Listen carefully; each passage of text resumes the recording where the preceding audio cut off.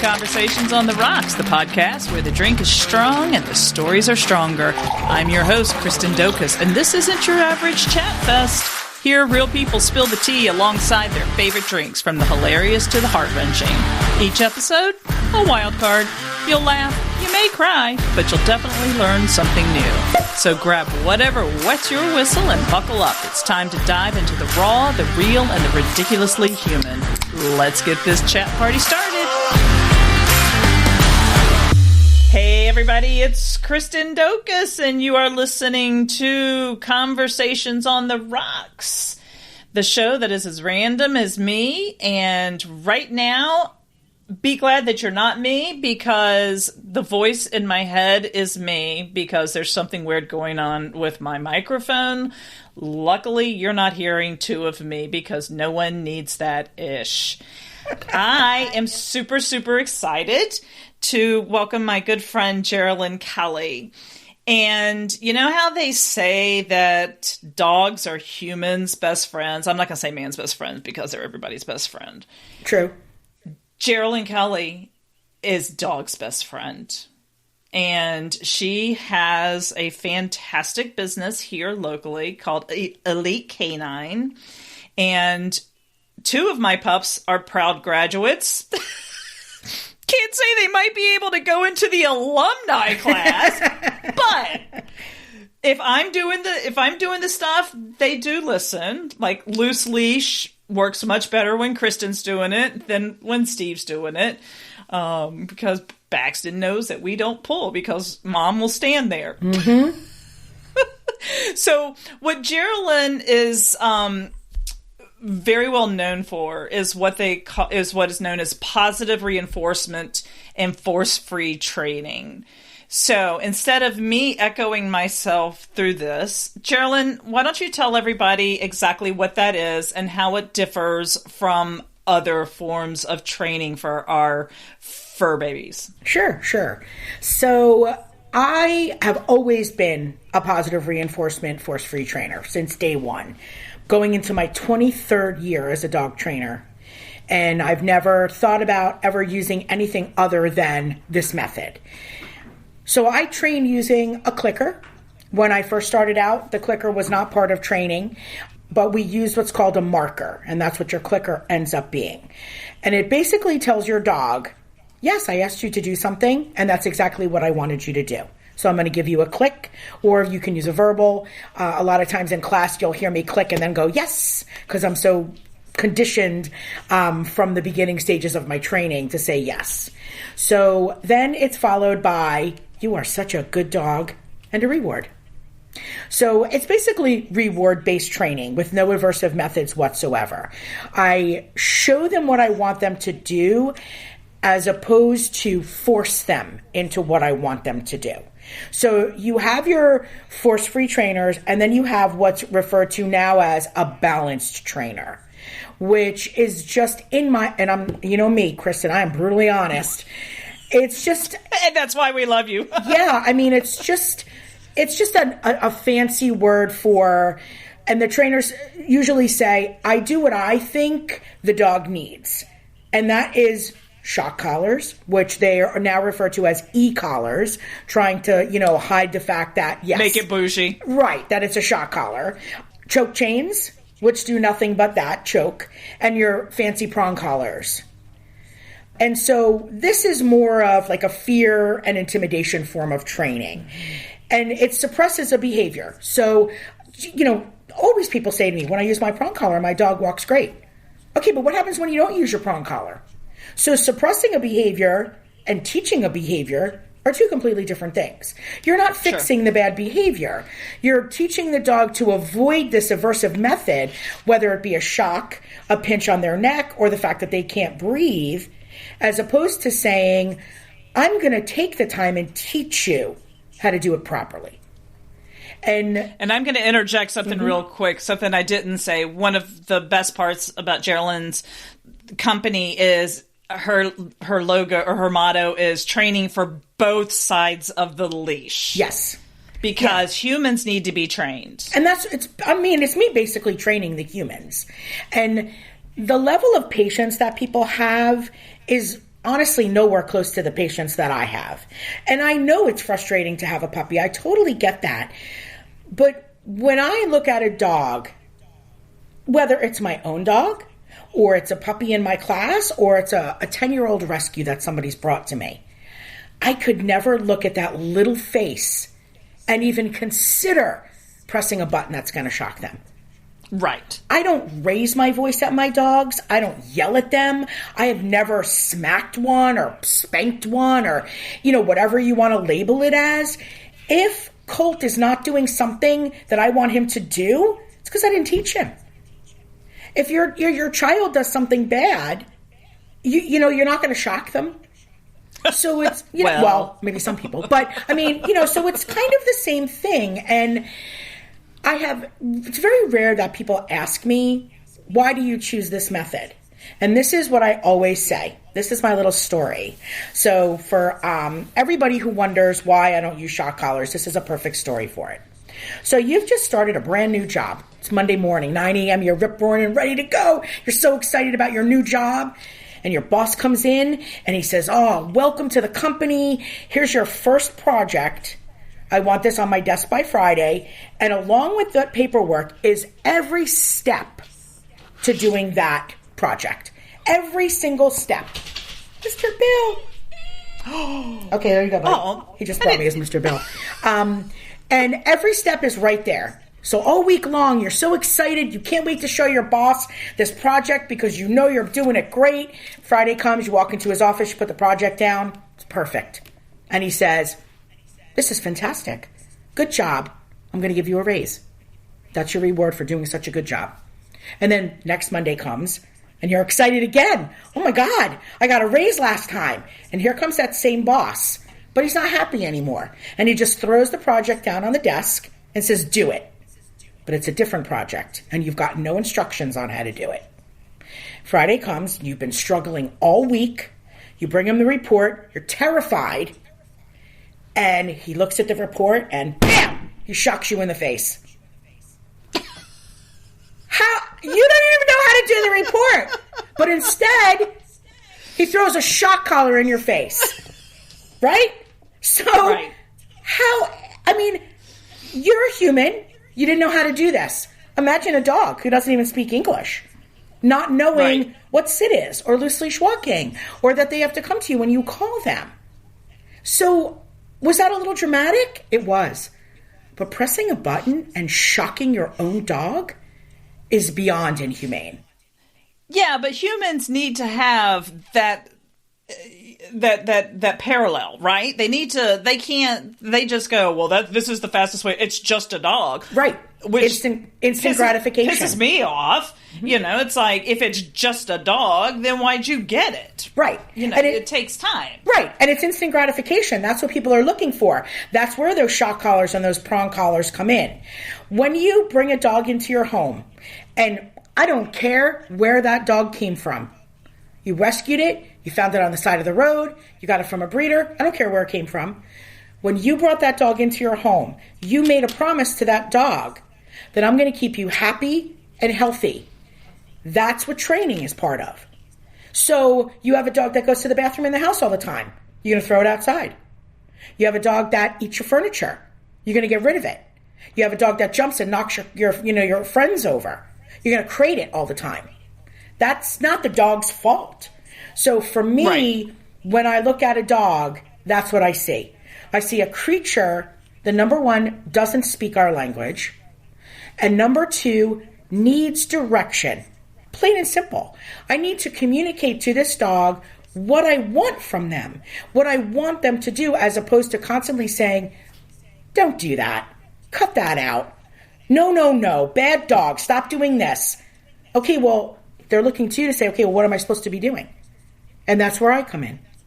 So I want every person to have a beautifully trained dog. Is that reality? No, it's not reality. Mm-mm. But when my students come to my class, I tell them flat out, it's your job to teach them the rules. And if they make a mistake, it's your fault. Plain and simple. It's your fault. You haven't taken the time, then they're not going to learn. Plain and simple. No. I had a problem child. he wasn't a problem child, but he was a spaz. He's still a spaz. I'm surprised he hasn't come up here. But he's an excitable, lovable derf that and you have to, and he's doing so well. And especially now that he's starting to get a little older, right? I can see that some of that. But you would think everybody that walks through this front door is his new best friend, and there's nothing wrong with that. I love when they're social. I love that because the alternative is not good.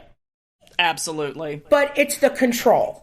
That's what they need to learn. They just need to learn to control themselves. I never want to break that spirit. I never want to shut a dog down. That's never my goal. Right. And I want those people who have that opposite, the dog that's terrified of the world, I want them to come to me because I can help that. I don't want that dog to be terrified. I don't want Baxter to knock somebody over, but I never want him to lose that fun, happy, I love everybody side. So you have to find kind of that common ground where, everybody has to be a part of the training. So when you have people come over, you've been to my house. Colt is excitable.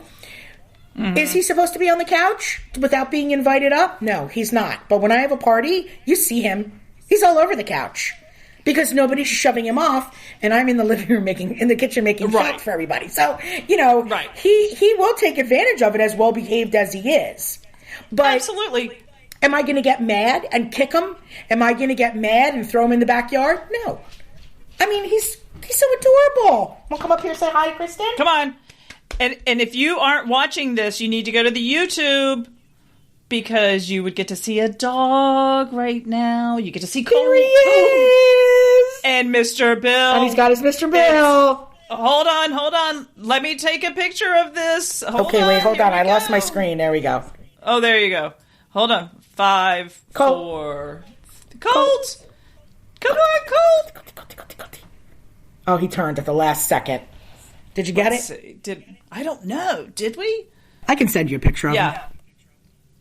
Oh. Whoops. Oh, yes, I did. Almost. I did. All right. I'm going to download it.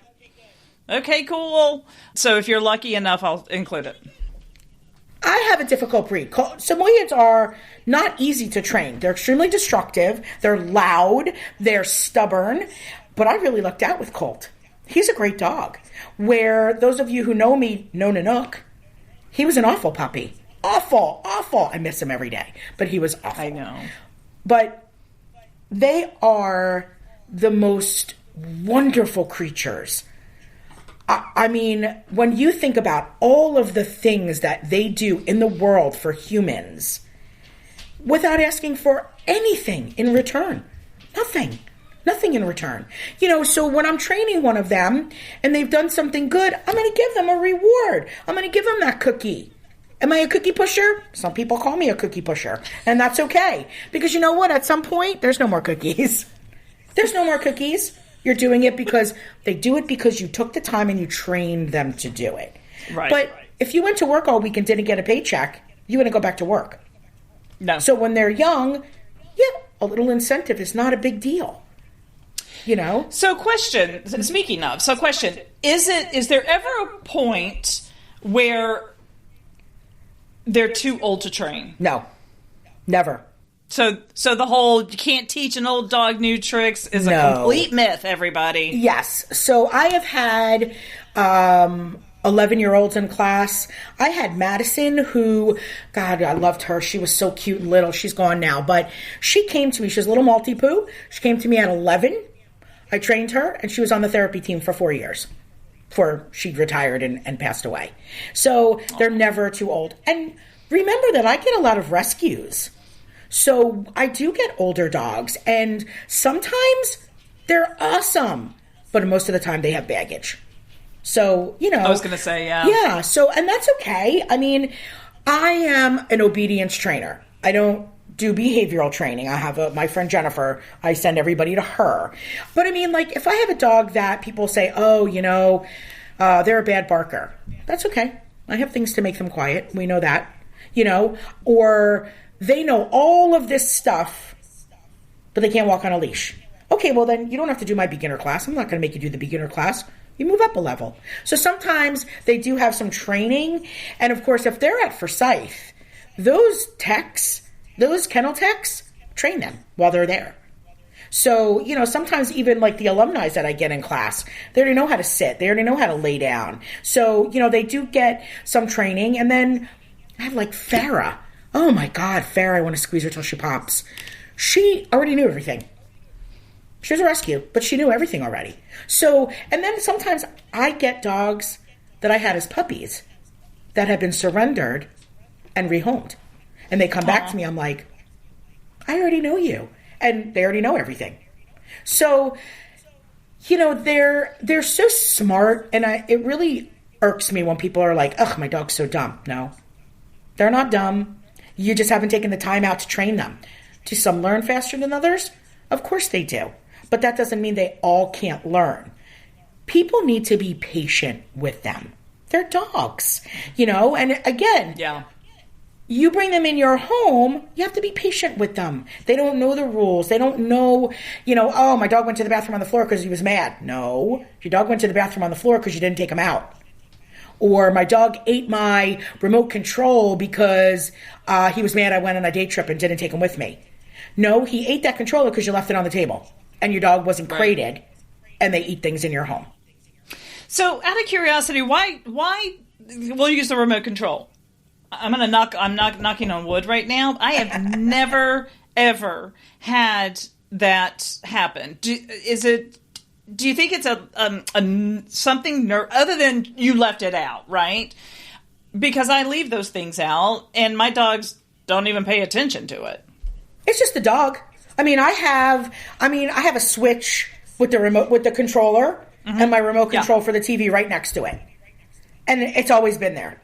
And no one has ever decided to touch it. Some dogs just look for trouble. Oh no, Colt loves his toys. Colt's never, he carries my socks around sometimes. He never eats them, but he's never taken anything that didn't belong to him. He really is. I can't say enough good things about this dog. It's unreal. Nanook, not so much. So when we had Nanook, the remote control was never out when he was younger. When he was older, yeah. But, that dog ate $600 in cash. He shredded all my checkbooks. Remember the little folders I used to give you with the paper in it and all the little Blue Buffalo handouts? I made 45 of those, and he destroyed all of them. So, where was I? This was me testing him to see if he could be out of his crate when I wasn't home. And the longest I was gone was 23 minutes. So he was an opportunist, is what you're saying. He was, most definitely. And then I can leave an open pack of uncooked bacon on the floor in the kitchen, and Cole would never even think to come near it. So that's they're all different. You have dogs that love to eat mulch, and then you have dogs that couldn't care less about mulch. You think all dogs love to eat mulch, but some dogs don't, And then you have some dogs that never chew. Remember Foster? Foster never chewed on anything that he couldn't digest. Colt and Nanook are all about their antlers and their benny bones and, this plastic stuff. Where Foster was like, I can't eat that.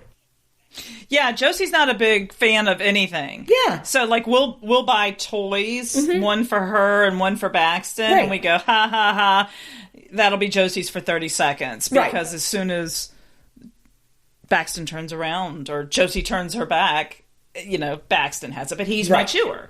And I have discovered, I know you don't have kids, but do you remember those little Fisher-Price educational toys that were like the ball and you stuck the shapes in it? You remember those, right? Yeah. So when Mackenzie was, I don't know, a year old, we were out of town and they had left the pieces. You got the star and the triangles and the square, right?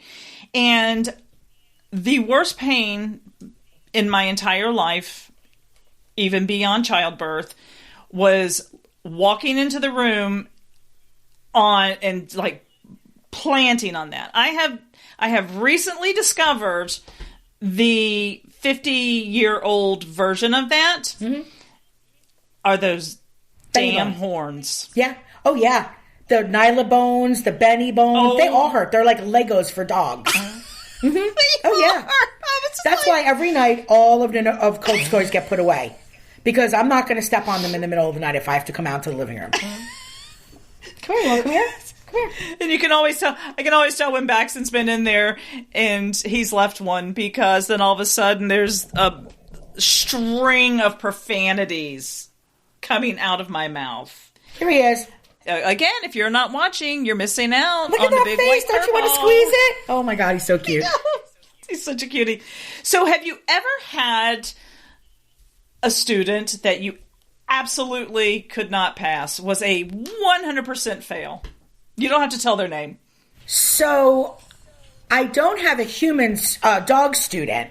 It would be the human. The human would be the failure. And yes. Yeah. I mean, I it's not as much since I opened Elite Canine at PetSmart when I was, can I say that? You can say whatever you want to, sis. At PetSmart when I worked there, I had a lot of that. You know, the dog could go through all 6 classes and not even learn how to sit. And it was, you know, people would say to me, and even now they'll say to me, sure, what, you know, is it really, I mean, they paid you. Well, so what's the big deal? What's the big deal? The big deal is that, it's not like they wasted your time. It wasn't free. That's not what it's about. It's about the dog. You know what I mean? But on a flip side, it is about me. Because you see that dog at Tanglewood acting like a total idiot, and someone says to you, hey, have you ever thought about training? And they say, oh yeah, we went to training at Elite Canine. And here's this dog that can't even sit. That's a reflection on me. Absolutely. It technically is a reflection on them, because of all the thousands of students I had and have, there's a handful that maybe have come out and not really learned. But I've changed a lot over the years. I used to really kind of tiptoe on eggshells with my clients. You know, not that I'm not nice. I'm always very nice. But sometimes I will talk with a bit of an edge when I get excuses. Well, they do everything for me at home. I get that. They should be doing everything for you at home. But when I come here, they don't do anything. Okay? But they do it for you. Of course they do. I'm the cookie lady. I have a pocket full of treats and I never tell them they're a bad dog. They love me. Do you know what I mean? Right. I'm always gushing over them. I'm always rubbing them. I never get upset with them. Of course they love me. They're going to do anything for me. But you need to have that in your home. Okay. Well, now they're doing everything for me at home, but when I take them places. So from day one, I always say the same thing. Dogs don't generalize. This is one of the very first things that I learned when I became a dog trainer. They do not generalize, which means they're going to be great for you at home. But you take them to Lowe's, and they're going to act like an ass. You take them to Academy Sports, you take them to a brewery, they're not going to behave there unless you take them there and, excuse my cat, unless you take them there and train with them. Yeah, he sits on the back of me. I was going to say, Geralyn, you've got somebody in your house. What's up, Kiki? Look at his plume. Is he the cutest? Okay, so... There's a gremlin in your house. Yeah. Protect yourself. Pete. Kiki. No, he's going to get down. Okay. He sits on the back of my shoulders when I'm working. He's very leechy. Penny does that. Yeah. One of my twins does that, yeah. So, you have to take them out. You have to go to strange places with them. They need to, socialization, a lot of people are like, oh, I need to socialize my dog. Do you have a dog I could work with? It's not just about the dog. It's about people, places, sounds, the floor, the noises. The other night at Lowe's, a forklift came right through my class. And, the lady with the flags at Lowe's and the beeping. And all of my students were like, sup? Just watching them go by. And the lady was like, they don't even care. I'm like, no, they do not. They don't care. Why? Because we're at Lowe's, and that's what their families have done. They've taken them out and practiced, and, now they know that's not a scary noise.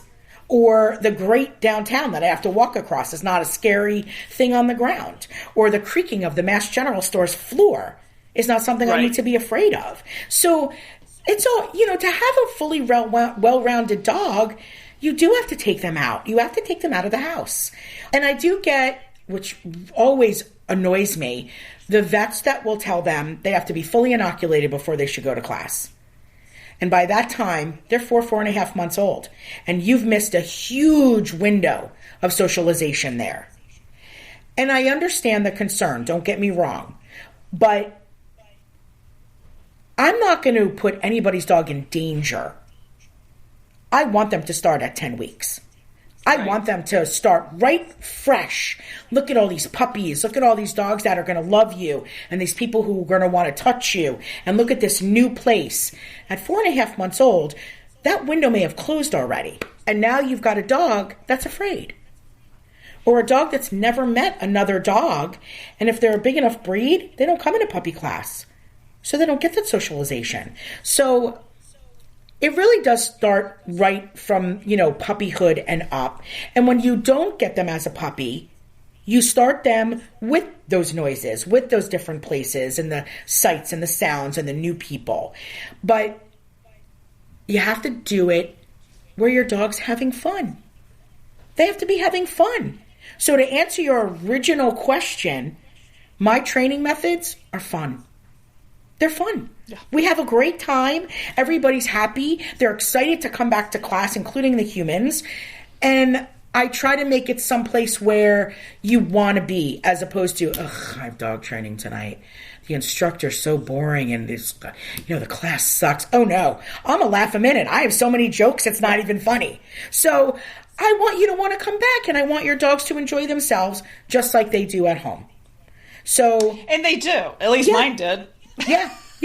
So force-free training is training with love, your rewards, your clickers.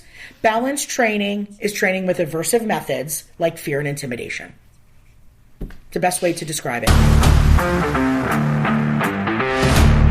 Some podcasts sound old, weather-beaten, and dull. Now, there's a podcast called Wheeler's Dog. Made with space-age polymers, Wheeler's Dog podcast requires no rubbing, no buffing. It is a humor podcast that restores the luster, makes the ears refreshed again. We ran the Wheeler's Dog podcast through 50 consecutive car washes. Despite all the scrubbing, the harsh detergents, and steam, the Wheeler's Dog podcast retained its glow. Get the Wheeler's Dog podcast wherever you get podcasts.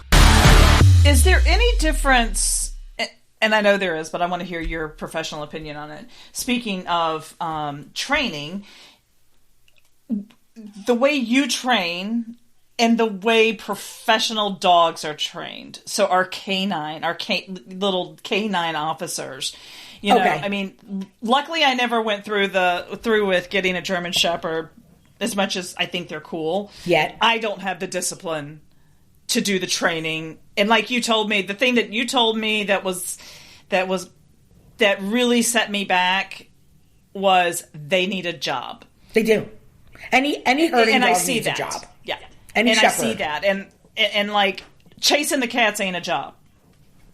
No. And I mean, I have a lot of German Shepherds in class. I love them. They're in my top 4. My Aussies, my Sammies, Golden Retrievers, German Shepherds, they are one of my all-time favorite breeds. But they need exercise. They need to be entertained. Super smart. And believe it or not, in 2024, they took over the Poodle spot as the #1 smartest dog in the world. The Poodle has been the smartest dog in the world for as long as I can remember. It is now the German Shepherd. But when you have a brilliant dog like that, their mind has to be kept busy. And they're too smart for their own good sometimes, too, so you have to keep an eye on them. But canine training has come a long way. It's much different now in a lot of places than it used to be. So they used to use sort of like a Schutzen training, which is very, very rough. They would kick the dogs and punch the dog, like anything somebody they're trying to apprehend they would encounter. This is what they would do. Do you really have to go that bad? Okay, hold on. Be right back. Or I'll still talk, but and so it was a very brutal sort of training. It was definitely something that I could never watch. I have had people send me canine training videos that I just didn't watch because I couldn't stomach it. And I want to say that I understood why, but I don't. I don't understand why. But now, a lot of canine training is now done with positive reinforcement. So you don't have those shock collars on. Sometimes you'll see prong collars. A lot of times you'll see choke chains. But for the most part, especially here in Forsyth, I work very closely with the Forsyth Sheriff's Department. I do a lot of stuff with them. And their dogs, they're so awesome. But they're their dogs. This officer, this is his dog. It's not just his partner. They go home with them. They live with them. When they retire, they go home and live with them for $1. I think they buy them for $1 from the sheriff's department.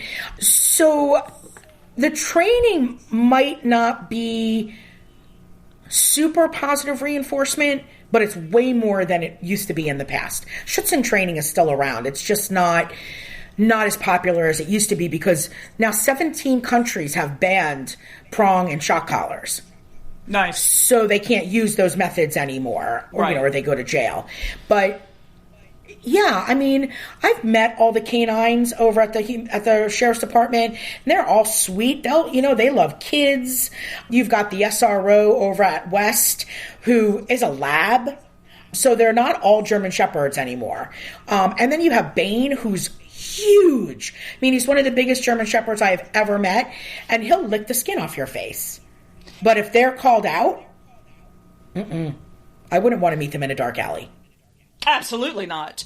Because from what I understand, one of the newer canines, and I can't believe I'm blanking on their name, but I really can believe that since I'm postmenopausal, the one that is not bombs, is it the bomb sniffing dog? Anyways, they send them away for the truly personalized. So the handler and the dog go away for a couple of months, a month or whatever to get some really intense training. Right. And the sniffing dogs, the bomb sniffing, he's a gun sniffer, the new guy. The bomb sniffer. Yes. Yeah, Coda. Yes. I think it's Coda. Bomb sniffing, the drugs, the guns, all that stuff is done with a clicker. So when they go from box to box and when they alert that, hey, the gun's in this box, they get a click and a reward. It's the same kind of training that I do. So, it's almost like on the lines of like diabetic alert training. The diabetic dogs smell the breath and say, oh my God, their sugar's off. So, it's kind of the same thing. So all of those nose work is done with positive reinforcement.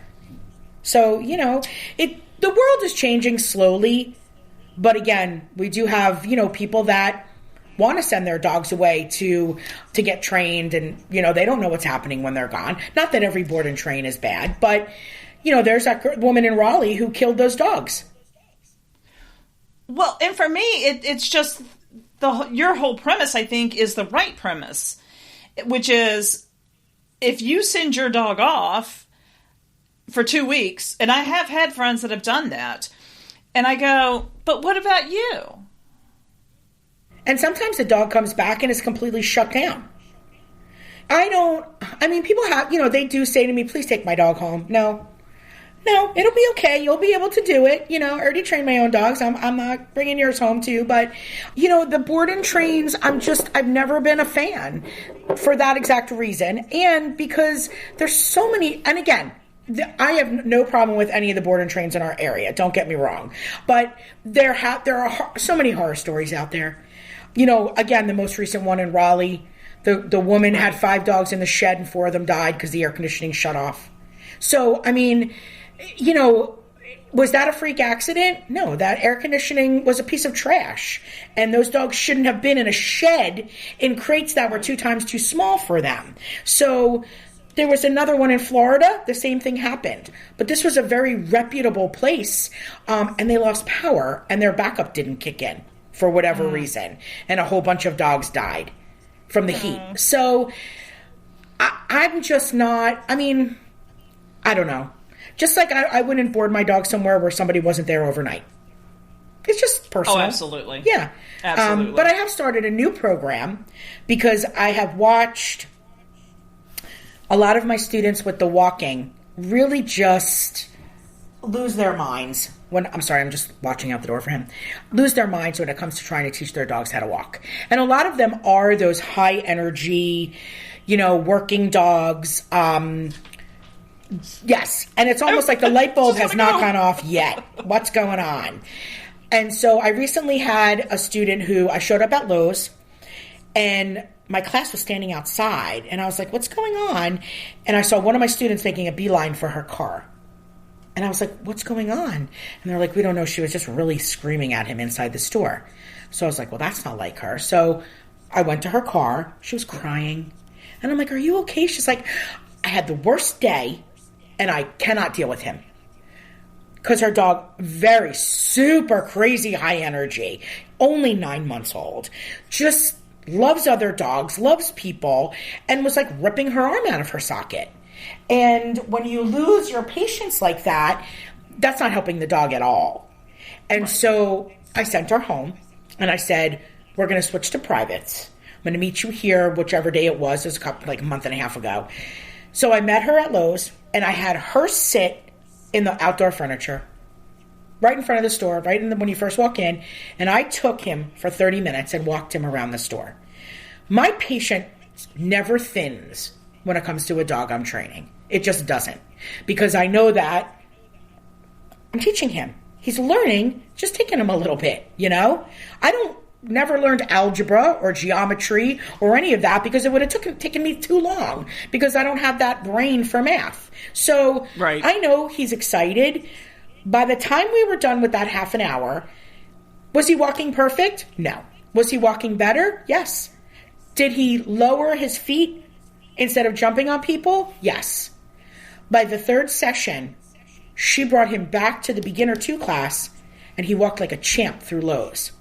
Because I worked twice with him, and then she worked with him in between because he tested her and realized, oh, this is what Jer was doing too, and I wasn't allowed to do it then. So kind of like with Baxter, with you and Steve, okay? And so he went off to hunting camp because he's a hunting dog, so he's at hunting camp right now.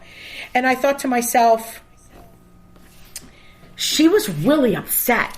And again, with the patients, she just didn't have it for the dog. And, you know, most people that get dogs like that, they have a backyard like, you know, I have a nice backyard. I don't walk Colt. Does he walk nice on a leash? Right. He does. But I don't walk him. I'm not going to walk him when it's 95 degrees outside. So when you have a dog that sucks on a leash and you have a backyard, you don't take the time to teach them. But you have to take them out of your house at some point. And when you do, that's when your frustration builds. And that's when your patience goes away because now they're walking horribly, but you didn't take the time to do it. Right. So I said, I'm going to do this program where I come to your home and I walk your dog. You don't come with me. I give your dog a walk and a loose leash lesson at the same time. So they get a 30-minute walk with me and I'm training them at the same time. And you have to do it Monday through Friday, 5 days in a row. And then Friday, you walk with me. And I show you for 30 minutes everything that I did all week. And now you have to follow through with it. If you need me to come back, I'm happy to come back. But after 5 days, I shouldn't need to come back. Ash, can you get off? Thank you. Sorry, the kitten's climbing the curtains. What's the matter? Did you pull your nail? Well, that's what happens when you hang from the curtains. Are you okay? She talks to her animals the way I used to talk to my kids. If you didn't do that, that wouldn't happen. This is Ash. Oh. Say hi. Ash. I'm a climber. I climb the curtains. Okay, don't jump from this high. You're too little to jump from this high. Hold on. Okay. All right, there you go. Okay, Geralyn, we've only got a couple more minutes left. So as we wrap up, here's a parting question for you. Sure. A family, a person wants to get a dog. What are 3, 4, 5? What are some key things you want them to think about or ask themselves before they make this what is supposed to be a dog's lifetime commitment? First, and this is going to sound weird, but what is their grooming requirements? That's the first question. And here's why. Doodles are super popular. And I mean, I love all my doodles that come into class, but they have to be brushed every single day. Shaving them is not good for them. You have to brush them every single day. They have to go to the groomer so many, every 6 weeks or so. Their nails have to be cut, and this is all dogs, every, 2 weeks. Are you going to do that grooming routine? If I didn't brush Colt, her hair would be horrible. He'd have dreadlocks. Labs. Baxter and Josie probably shed more than Colt does. Probably. Yeah. So Josie definitely. Right. That would be my first thing. Are you prepared? Because, I have a non-shedder. That's great. But your non-shedder is more grooming maintenance than my shedder. So people aren't prepared for that. Number 2, find the dog that fits your lifestyle. If you're a couch potato, you get an English Bulldog or a Greyhound Rescue or something like a Shih Tzu that's going to sit on your lap and watch television with you. Are you a runner? Get a lab. Get a husky. Go to the shelter and get a dog. You know what I mean? If you're active, pretty much any dog would be good for you, except like an English Bulldog where if you took them for a walk in the seat, they go and fall over and die. So, it's not funny, but it happens. No, I know. Right. If you're a renter, check your lease first. Check your homeowner's insurance. Are you allowed to have a bully breed in your home? I mean, there are plenty of times that people leave FHS with a pit bull and 20 minutes later, they come back because the landlord saw them and said, oh no, that's one of the dogs on our list. So you check your leases, you check your homeowner's insurance, make sure that that dog is covered. By the way, State Farm doesn't care what kind of dog you have. Do you have a fence? Are you capable of making that fence non-escapable if you bring a husky home? So read about these breeds. Read about them. If you go to the shelter and you see a dog that you absolutely love, ask the staff about them. If they don't know anything, well, they're not going to know anything. But, there's a lot of foster to adopt programs out there where you can find out if the dog is good for your home or not. There are certain breeds that like to eat cats. So if you have cats, bringing a husky home probably isn't the best idea. Okay? Do you have children in your home? That's another concern. Are you going to bring home a dog that was found on the side of the road that has no history into your home with a toddler? And I'm not trying to deter anybody from rescuing, but this is a major concern when you bring a dog home. And not to get puppies bite too. I mean, puppies are worse than any dog that's as far as biting. But there's a difference between nipping, a puppy nipping, and the dog that was in my house that was my sister's for a while. I don't know if you remember how. I mean, he was what's the word? Resource guarding. Yeah, he was, and it was bad. Right, and if a child doesn't know that, you're creating a situation where a tragedy is going to happen. So Absolutely. Definitely grooming, definitely finding the dog that fits your lifestyle. Read about a breed. If you're looking for a breeder, you call me and I'll help you find one. A reputable one, not some that you're going to get, like if you saw Samoyed like Colt for $100, you need to run the other way because there's something wrong with that dog. You know what I mean? Go to the shelter, hang out with the dog. Go there and hang out with them. Take them out for a dog day out and get to know them. How high is their energy? There's so many, Kristen. I could talk for an hour on what qualifications you look for. But, the main thing is investigating the dog that you're looking for. So right. Don't just get a burr up your butt and go, let's go get a dog. Because you're supporting a puppy mill. There's so many backyard breeders and so many puppy mills out there that we need to stop, which is a whole other subject. But, you really need to research the dog that you're looking for, especially if it's a purebred and you can read about it. But if you need help finding a home or a dog that fits your home and fits your lifestyle and stuff, give me a call. I'm happy to help. I mean, I love to do stuff. I love to do stuff like that. She does. And I have a lot of ins with, I have a lot of dogs in my class, so I have good breeders if I needed to send you to a breeder. And of course, I work out of the Forsyth Humane Society. So I know those dogs. There were 3 beautiful dogs tonight at the paw crawl at Brewery du Bois. Gracie, Sarah, and I can't think of what the third one's name is. But man, they are awesome. They loved other dogs. They loved the kids there, the people. So I'm giving it just a plug. So if you're looking for a dog, go check them out. They have some really cute dogs right now. And they have a litter of 4 puppies that are adorable. Yeah. But, if you're not sure and you saw this dog, you ask the staff there. They're happy to look up, where the dog came from or if there's any information about them. These guys know that dog the best. So they're going to help you find that dog at there that's going to help you. And then you come to training with me for free. When you adopt from the Humane Society, you get 3 free sessions with me. So you get them off on the right start. Mm-hmm. Sorry. Thank you so much. I'm Absolutely. so glad it was like towards the last minute. We'll hang on for 1 second. But to sign off with everybody else, I hope you have a great day. I hope you have a great night. And coming in on the 4th, I hope everybody does smart stuff and keep your dogs inside.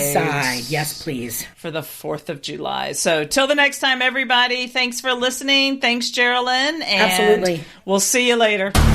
As the saying goes, you don't have to go home, but you can't stay here. And that's a wrap for this week's episode. A big thanks to my guests for sharing their story and to you for listening.